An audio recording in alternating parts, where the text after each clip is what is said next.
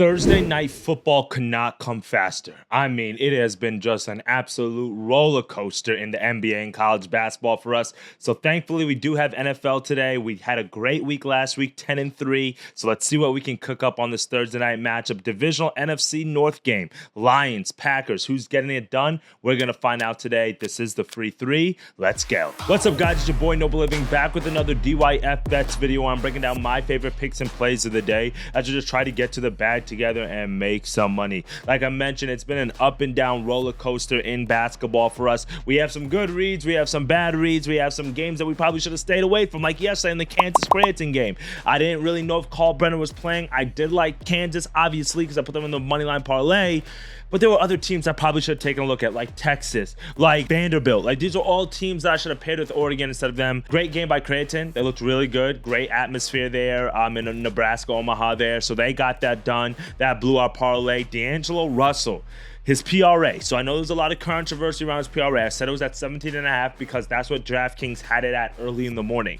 But once Austin Reeves was ruled out and I pitched on Surgical Stream, it had bumped all the way up to 24.5. I still took it at 24 with you guys since I gave it out. He had like 16 in the first half, and then he did nothing in the second half. Typical D'Angelo Russell fashion. So if you had the 17.5, you would have lost.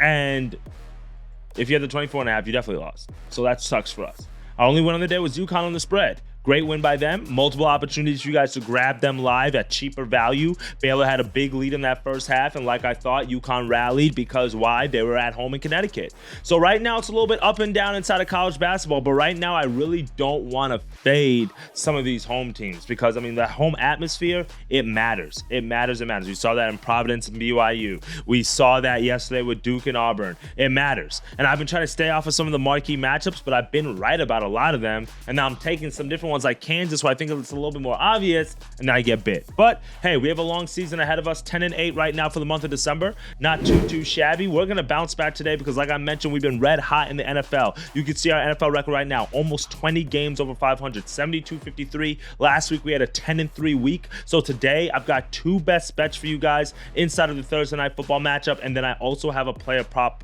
for you guys inside the NBA. Smash that subscribe button, share this video with somebody who likes this, and you know what? I might do a giveaway. If we sweep the board, right? All we need you to do, comment 30 below for the sweep, and I'm just going to do a $30 giveaway, sweep the board. How does that sound, right? $30 giveaway. If we sweep the board, just $10 a pick, we'll get that done. So smash the subscribe button, like, and then drop that 30 below. Let's see if we can sweep this board here today. All right, let's get into it. Thursday night football. Packers, Lions, who's going to get it done? These two teams faced off not too long ago, a few weeks, and actually the Lions were able to get that done. It was a 24-14 win for them at Lambeau Field. But one of the things that you have to kind of take a look at is that the fact that, one, Jordan Love wasn't all the way healthy. Two, it took a pick six from the Lions to really be able to kind of get the differential in that game. And now we have a 3.5-point spread in favor of the Lions, rightfully so because they're at home. But I don't know. This Packers team is playing some really good football. The Lions were barely able to escape last week against the Bears. They probably would have lost if the Bears were able to manage that clock a little bit better. They're decimated on their defensive line. I mean, I'm talking about the injury report right now for the Lions is absolutely crazy. Like, let me read off some of the names for you guys who's hurt. We've got the linebacker, Alex Ananzale. He broke his arm 2 weeks ago. We've got Josh Pascal, the defensive end. He's dealing with a knee injury. Defensive tackle, Levi. He has a hamstring injury. DJ Reader, he probably is not going to play this game because he's battling a shoulder injury. He didn't practice this week.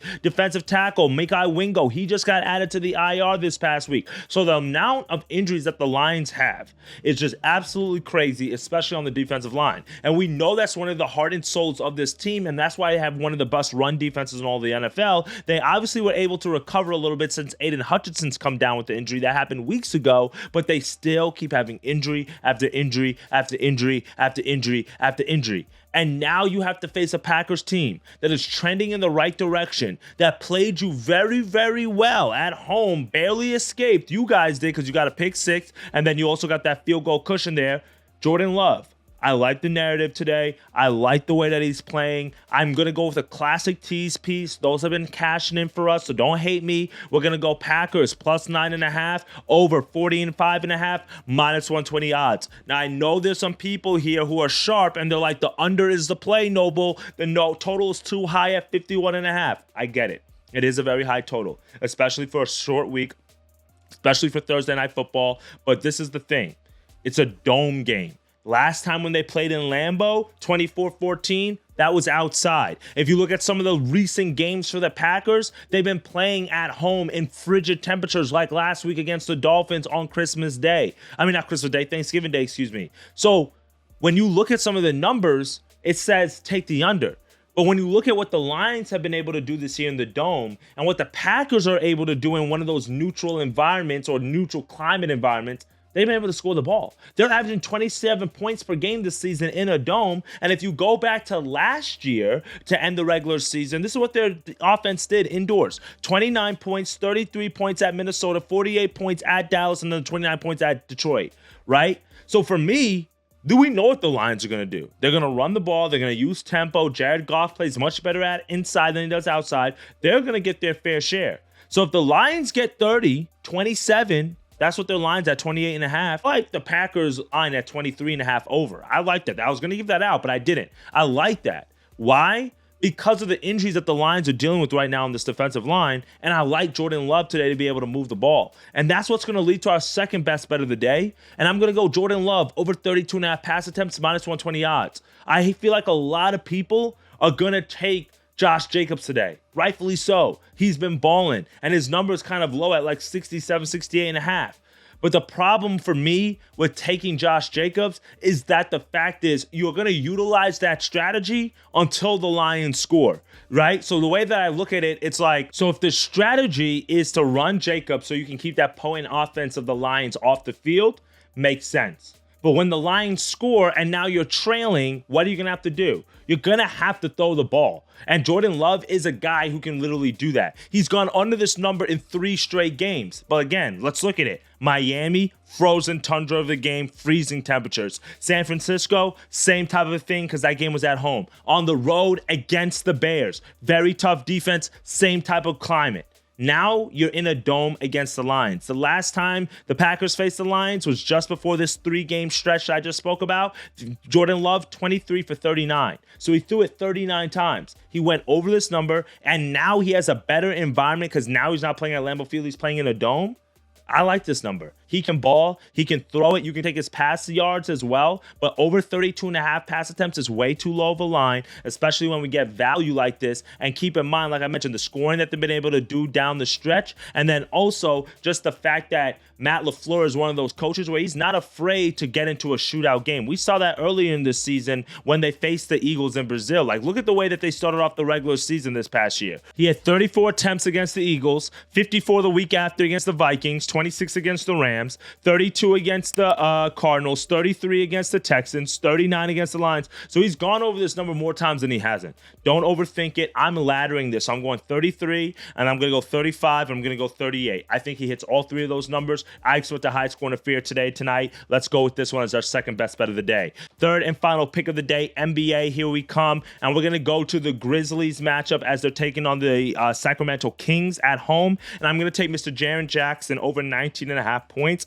minus 120 odds. So get this one inside of your underdog or prize pick entries. I like this matchup today. Like I mentioned, the Grizzlies are taking on the Kings at home. And the Kings have been a team that have been struggling this season. Obviously, a lot of expectations for them. They're a perennial kind of playoff team at this point, but can they make that next step? Can they make that leap? Can they make that hurdle into like the top caliber teams that are going to go to the Western Conference Finals, so the NBA Finals? I don't know. They've been struggling. DeRozan, since he's joined the team, I don't really know if he really fits the offense like that. And this is a team that's been struggling in terms of giving up points. And when you look at them compared to the power forward position, the Kings are giving up the 5th most points per game to power forwards. And then when you look at Jaren Jackson, he's averaging the 4th most points per game for power forwards. So when you look at the pairing together and the fact that the Grizzlies are at home and the fact that they're favored to win this game, I like Jaren Jackson today. He's going to eat. Like I mentioned, the Kings Kings are giving up a lot of points to power forwards, and then the Memphis Grizzlies